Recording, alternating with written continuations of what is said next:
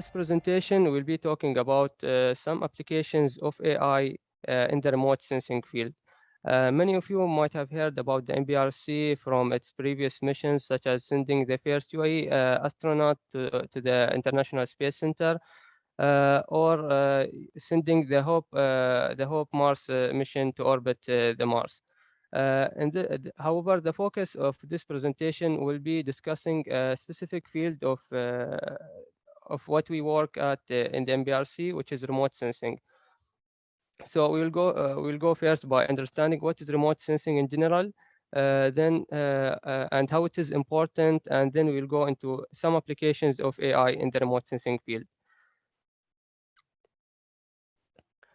So first, remote sensing is a way or a process of obtaining data from the Earth's surface from a very huge distances.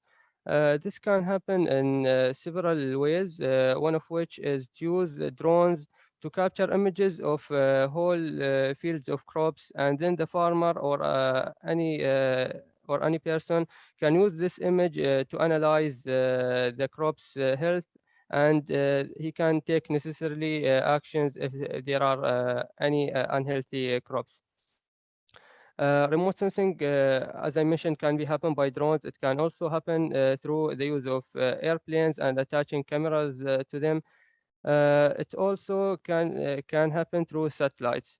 Although satellites are placed in high altitudes, which ranges around 1,000 kilometers above the Earth's surface, using highly advanced cameras, we can still take images of the Earth, and there are certain benefits of satellite remote sensing. So satellite remote sensing is important because it allows us to cover wider areas of the Earth's surface because of the high altitude compared to airplane remote sensing or drones. It also allows us to take and provide data of inaccessible regions. If you want to take images of volcanoes or some active tornadoes, we can use satellite imaging to do this. Also, in contrast to airplanes or a drone where you have a one-time mission to image a specific area, satellites keep orbiting the Earth, and therefore we can take repetitive imaging of areas on the Earth ground, and we can study the changes that happen through time. So one of the challenges that are occurring in satellite images is called a spatial resolution. So in this image, the upper left image, the spatial resolution is very high, and it is 0.15 meter or 15 centimeters. What this indicates is that each pixel represents 15 centimeter by 15 centimeter square on the Earth ground. So, for example, a car that has a length of 3 meters can be described in several pixels of 20 or more. So we can see actually the features of the cars. We can even see, not clearly, but we can see even the front window and its color and many other features. However, if we go to the image that have a low spatial resolution of 3 meters, we cannot actually visually see the cars because the cars will be hidden in only one pixel, and we cannot distinguish this pixel from the rest of the image. The spatial resolution depends on the application of the satellite. So for some satellite, we use a 3 meter spatial resolution, not to image the cars, but to image large infrastructure such as roundabouts or streets or buildings. I will go now to the story of remote sensing and how it's have started in the MBRC. So first, it have started at 2009 when we launched the first remote sensing satellite called Dubai Sat-1. It has a 2.5 meter spatial resolution, and these are some examples of the images that were taken by the Dubai Sat-1. The second remote sensing satellite is called Dubai Sat-2. The resolution has increased from 2.5 meter to only 1 meter, and we can take much detailed images from the Dubai Sat-2 satellite. The third satellite, the third remote sensing satellite was launched in 2018. It's called the Khalifa Sat. It is equipped with a highly advanced camera that's capable of having a spatial resolution of zero 0.5 meters only. The main thing to note about this satellite that was built 100% in the UAE and at the MBRC's facilities by Emirati engineers. Uh, Also, all of the three mentioned satellites that have been launched by the MBRC, they are capable of taking something called multispectral imaging, which means they are not only taking images of the red, blue, and green bands, but they're also capable of taking images of other bands. I think to understand this concept more clearly, many of you have seen when you visit a doctor for a broken bone, they will do an X-ray test, and you can visualize the X-rays through this image. So we as humans cannot actually see X-rays or even thermal infrared, which are occurring in the thermal infrared imaging. But there are multiple sensors that are capable of taking these values and plotting them over an image. In the case of Dubai Sat 1, Dubai Sat 2, and Khalifa Sat, they are all equipped with a sensor to measure red, green, blue, but also a near infrared band because it is important in the remote sensing field. The importance of the near infrared band is that because it helps in the vegetation. So for example, if we have a very healthy a plant, which is shown in the left, it reflects 50% near infrared more than what it will reflect from the red band. So if we compare the images taken by the near infrared and the red band, we can construct an image similar to the one on the right. And the importance of this image is that each pixel represents something called a vegetation index, which shows us how healthy the plant or vegetation would be at this area. So to understand this more, this is an image of a farm, and the areas shown in green shows that these areas are planted with healthy plants. However, the areas in the red colors, they are either still haven't been planted or they have poor health. Another application of remote sensing, in addition to the vegetation mapping, is also map creation. Most of you have used Google Maps, the map app or the map app that been created by Apple, Google Earth Pro. All of these mapping applications will depend on their core on satellite imagery. So without satellite imagery, we will not be able to have these these applications. And also, these applications keep update their databases with new satellite images because it will allow us to know if there is a new street that was built, and it will help us save time when we commute to work or any other place. Also, remote sensing satellites are used in meteorology, which is the study of the earth of the weather. In this application, we use weather satellites, and they can measure some aerosols and some particles of the Earth atmosphere, and we can use this information to make certain studies. Also, weather satellites are sometimes equipped with thermal infrared sensors, and they can take images of the Earth temperature. So I have mentioned three applications of remote sensing that doesn't necessarily depend on AI. So why do we need and why do we use AI for remote sensing? AI can help us save labor costs because there are other tasks that are labor intensive. And it also will help us to reduce the error because in certain tasks, such as, for example, if we want to count the number of cars in a satellite imagery, which covers hundreds of kilometers length, Doing this manually, it will require a lot of labor, and it will be also prone to more human error. So we can use and utilize the advances in the computational powers and to automate this process and use the AI to do this task, and then we can allow the staff and researchers uh, to collect and to after the AI will find the number of cars or the number of any other object, the researchers can do the actual useful work, which is drawing predictions or drawing useful information of about these numbers. We can also measure if the number of cars or airplanes have been increasing, decreasing, how it is affecting the economy, and many other applications.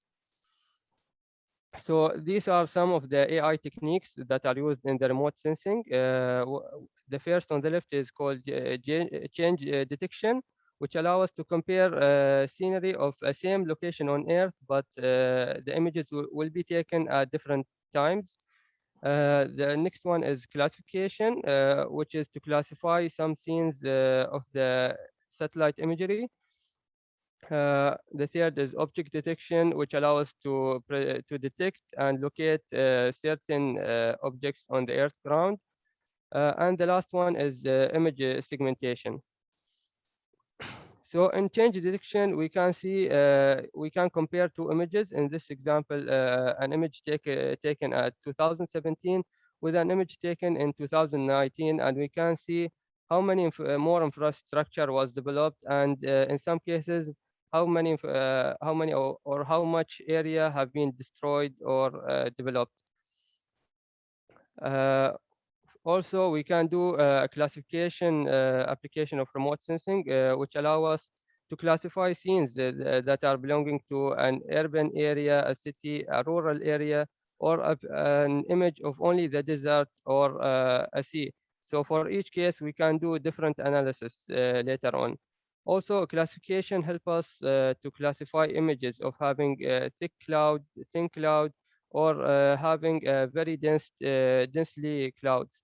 So because satellites are placed above clouds, sometimes some of the satellite imagery are are having dense clouds, and therefore we cannot see anything below b- and we cannot see anything on the Earth's surface because the whole image is covered by clouds.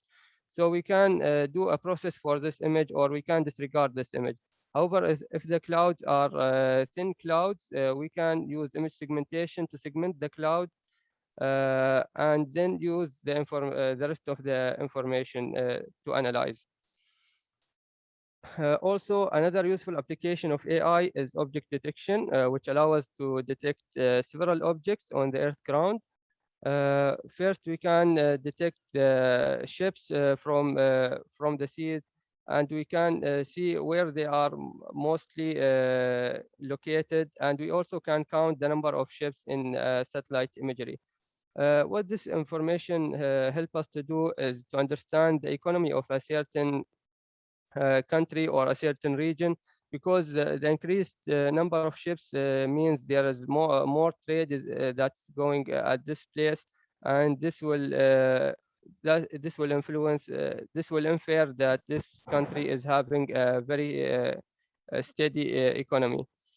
The next example is finding and locating the cars, and this allows us to see where there are more traffic, and also we can find the number of cars to estimate how many people are buying more cars, and how much the number is increasing, how is affecting global warming, and there are many other studies that can be done in this area. The last example is to detect airplanes, and we noticed at the MBRC a rare case that was happening due to COVID-19, where all the airplanes were parked at the airports and because of the COVID restrictions. and we have been able to count much more airplanes that the usual before COVID-19. Also, object detection is used to detect other objects such as rooftops or even solar panels, and it will help us understand how the people are thinking towards clean energy. Object detection is also useful in detecting failures in oil pipelines, because oil pipelines can run through several kilometers, and inspecting them by going into road trips, it will cost a lot, and we will not be able sometimes to reach some of the places if they are located in the desert. However, if we take one satellite imagery of that area, we can use object detection to detect any oil leak, and we can contact the responsible parties to take some actions. These are also a whole more objects that can be detected from satellite imagery, and you might also think of any other objects. So here we can see some soccer stadiums that have been detected, some roundabouts to help the the municipalities of cities. If we can count the number of roundabouts, the number of bridges, there are many other things that are visible from the satellite point of view, and we can object detect these images, and so we can take several research studies, and it will help us in the future. Uh, the the final AI technique is using semantic segmentation, which allow us to segment an image to certain classes. In this technique, we segment each pixel to being in a certain class. So, for example, the image shown on the left is classifying water bodies, and the rest of the image will be in the yellow color. Because in this kind of classification, we know the number of pixels that have been classified as blue. We can count the number of pixels, and we know the spatial resolution of the satellite, so we can estimate the area that is that the water body is consisting of. It also allow us. It's also by comparing different scenes of the same area or the same location, we can see if like a river have been overflowing certain parts of the country, and we can take some remedy actions. Also, semantic segmentation is used in segmenting streets, and this can help municipalities to predict where they are lacking some parts of the street. And if there is, for example, a street that have been covered by sand in a remote part of the country, the satellite will not show this street, because it will show only only sand. However, if we compare this with the schematics that are given by the municipality, we can see that in the schematics there is a street. However, in the satellite imagery, nothing is shown. So we know that there is an issue here, and we can take certain actions to clear the street, and this can be held by some specialized people. Also, semantic segmentation is used to find buildings and to estimate their area coverage. And we can also do some studies of how much urbanization, and at different times, different time view points of time, how much the city have grown, or how many buildings have increased at that city. So let me share with you now my screen to show you some applications of AI that we are actually doing at the MBRC.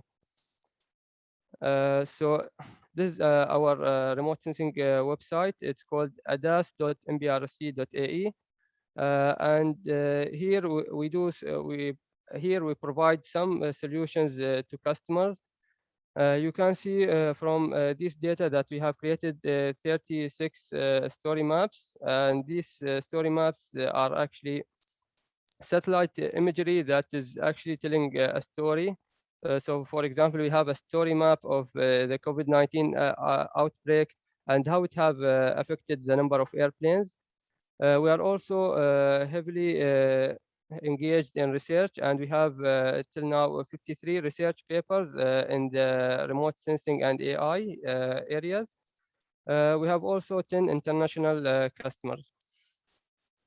These are some of the useful services that we provide, which are the classification of water bodies, vegetation, road networks, paved areas, buildings, and undeveloped areas.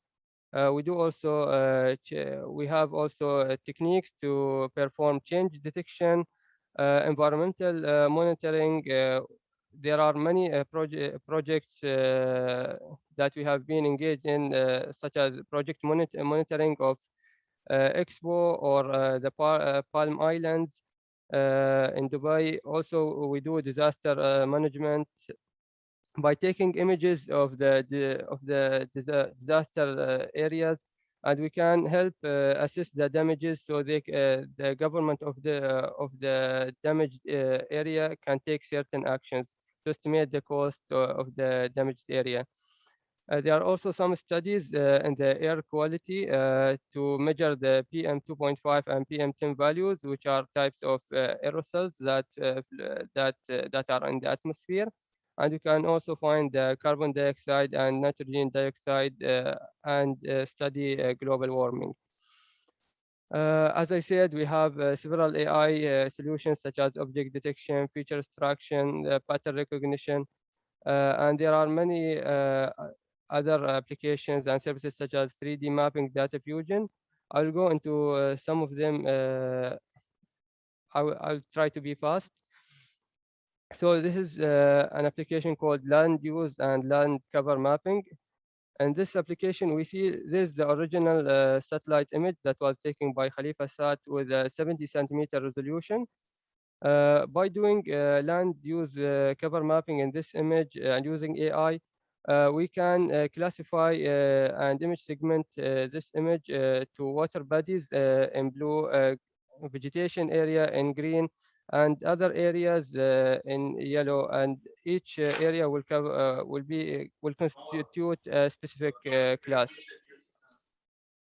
Another service that we provide is project monitoring, and I have mentioned this earlier. This project monitoring images of Expo. It have started in 2014, and we keep continuously taking imaging, and the last one have been taken at 2020.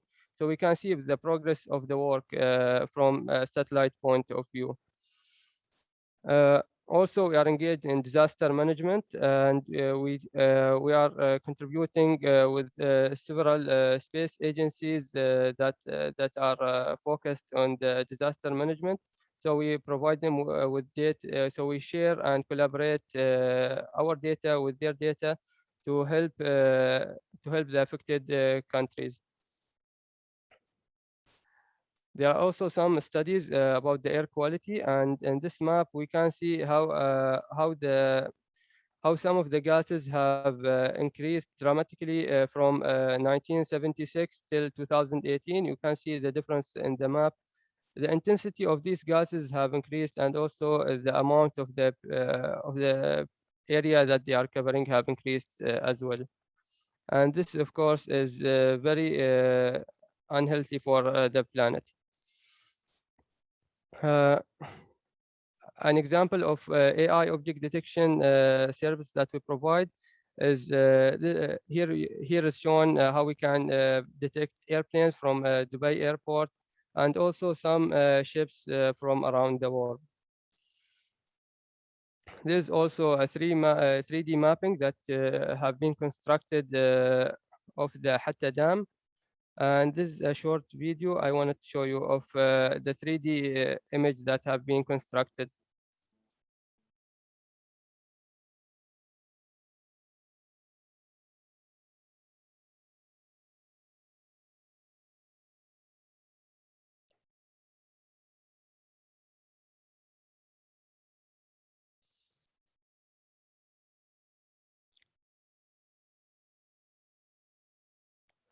So in this image was taken by doing a field trip to Hatta Dam, and the image was taken actually by drones. But we also were able to take this 3D image and to do it for the Hatta Dam. This is one moment. This is our SGARS community, which is the Emirati Society of GIS and Remote Sensing. And this community is, I would urge any of you or all of you to join this community, because it will help you all benefit from collaborating on in different projects in the remote sensing field. Also, you can network with local or international people. And in this community, we provide free webinars in the remote sensing and AI usages of remote sensing for free. So you are all welcome to join this society, and this is an image of a field trip that was done by this society. So you can just fill this form, and you are all welcome to join the society. Before So at the end, thanks for your attention. And if you have any questions, or you have any suggestions, or you think of some creative ideas or of applications of where we can use satellite imagery to benefit mankind, I would urge any of you to ask your questions or say your suggestions. If you want to contact us, this is our number at the remote sensing department, and this is the email. So feel free to drop us an email or call us, and I will open the floor for your questions. Thank you. Thank you, Abdullah. This was very interesting and informative. I just want to remind everyone that if you have a question, can you please use the reactions button, click on it, and raise your hand to be given the turn to speak. We will start the first question by Gulmek. Hello. First of all, thank you so much for this great presentation. I wasn't expecting this, but it's honestly really good. I actually have a couple of questions. My first question is, at the start of the presentation, you mentioned how different satellites all have different resolutions, and you often use a lower resolution for object detection, but higher resolution for other things. Why don't all the satellites have a higher resolution? Is it harder to implement satellites with higher resolutions? Yes, of course. A simple answer to this, it's by doing a cost analysis. So, of course, the high resolution cameras would require a high advanced technology, and this will cost much more than the normal cameras with low resolution.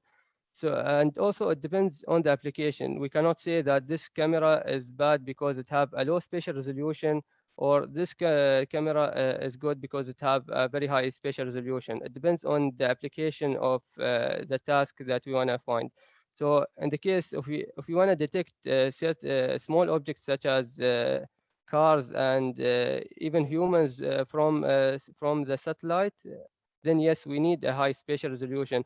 But if you just want to know the infrastructure of the country, we want to find the streets, how it's growing, and we want to monitor big projects, then it's better to use a low spatial resolution with lower cost. And we can even, because the satellite, as I said, will keep rotating over the Earth, we'll keep taking images of the certain places, and we can compare these images. So we'll know how much streets, buildings, roundabouts, or bridges have increased from 2000 till 2001 and till 2020-21. There are many studies that can be done even in the low spatial resolution images.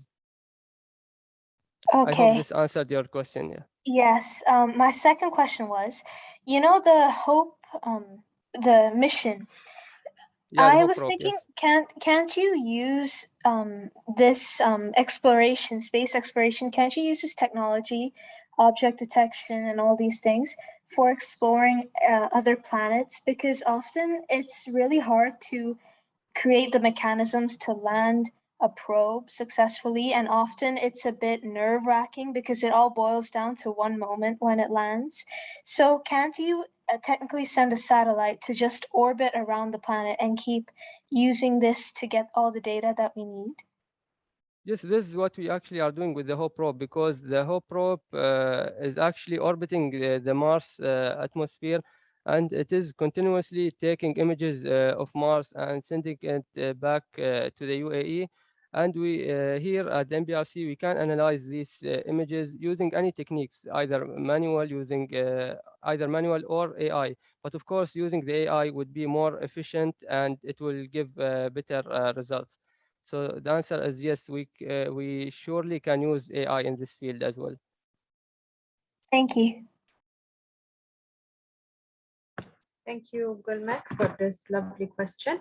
Aisha?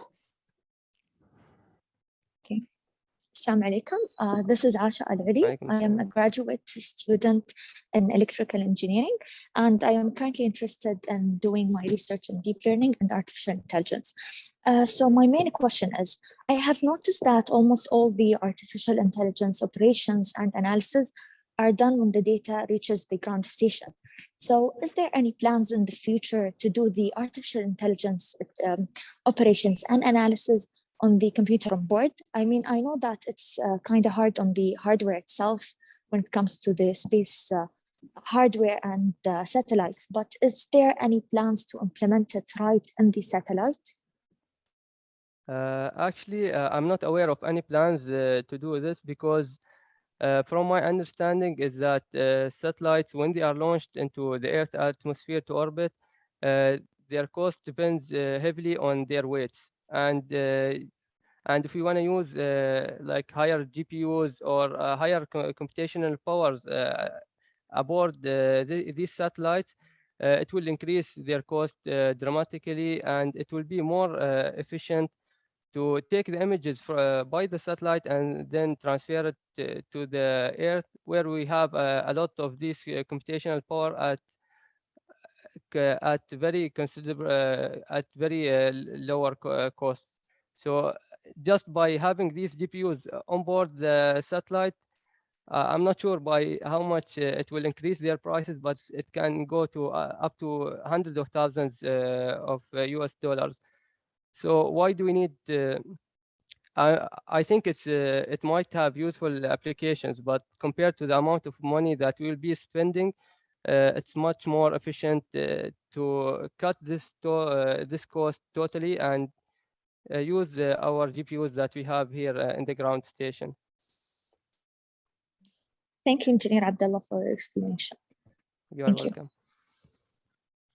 Thank you, Aisha. That was actually a good question. I think it makes us wonder and try to explore new things, and maybe your idea one day will be implemented, and we will look back at this moment and remember that you were the one that gave us this idea and you made it happen. Inshallah. Inshallah. Yes, everything is with- possible in the future, and even Everything is possible. yeah. Shialish? Assalamu alaikum to everyone. And my name is Shailesh, and I'm an Indian. I'm I'm sorry, I misread your name. No problem, no problem. It's Shailesh, no worries. That's not an Okay. issue. So I'm a mechatronics student. I'm a final year, and I have an elective in robotics and artificial intelligence. And my question is, how far can we differentiate the terrains in terms of a satellite, in terms of remote sensing, in terms of climates, in terms of if it is a hole being dug into the earth, or another case giving it at the beginning of a forest fire, for instance. I saw a question pop up in the chat box as well. How far can we detect, and how quick can that be transmitted to Earth on our base, and how quick can actions be taken in terms of remote sensing and AI? This actually depends a lot on the satellite and the mission. there are other missions that have not only one satellite, but a constellation of satellites. So these satellites, at a certain, they have a much faster revisit time. The revisit time is it's like a parameter of the satellite will like at what time it will revisit a specific area. So for the UAE based satellites, I believe it's around 5 to 7 days to visit the same area on Earth. However, like it depends on the highly on the mission, and if we need for depending on our case, if we need more response time and we need to find the satellite imagery and send it to the ground faster, then I believe we'll need a constellation of satellites. So at least one of the satellites will be over that location that we want to image, and it can directly send its data to the ground station. Another way to do this is making the satellite orbit at something called geostationary satellite. Yes. This orbit is much higher than the low orbit that most remote sensing satellites are placed on. But why we don't use this? Actually, to explain this, satellites that are placed in the geostationary orbit, they can view and image the same area of the Earth continuously. So they will not be actually rotating of the Earth. They will be rotating with the Earth rotation. This can be understood if you remember back in the days, we used to have antennas above our rooftops. And Mhm. these antennas, we fix them once at the same direction, and it will be able to retrieve the satellite signal. So Yes, this correct. indicates that the satellite is actually fixed in the sky. However, we don't use these satellites in remote sensing because the geostationary satellite is at an altitude of 36,000 kilometers compared to 1 or 2,000 kilometers that most remote sensing Mm. satellites are placed on. So the resolution of the images will be much lower. We use these satellites sometimes for applications that are relevant to the weather forecasting. If we want to just take whole images of the Earth, or like it depends heavily on the application. But to do this for small objects, it will be very difficult. Yes, we're keeping in mind the sensitivity of the objects and the parameters, isn't it? Yes. All right. Another question which pops up in my mind during this is, in terms of geostationary satellites, yes, as you said, of course, since it's placed above, the resolution is going to be quite difficult. But then, on the other hand, if you look at the other satellite which keeps moving around, and since it takes 5 days, 4 to 5 days to come back to that same position which it was retrieving, how far can we focus on if it is a restricted region in a particular country? Are satellites already put in a specific path to travel, or is it that it can travel all around the earth in all axes, where, because it wouldn't be right if we are able to see all the restricted zones of a particular country, for example a military base, for instance? Uh, I'm not sure. I'm not sure very well, but I think the satellites. I think they can orbit the Earth. They can orbit all of the Earth. There are no restrictions or on where they can go because it is orbiting by the laws of physics. So it will keep Yes, orbiting. true. It cannot stop at certain places. And I think the military bases will be much hidden. Like it should not be able. It will not be visible from the sky even. So it will not Right. cause any issues.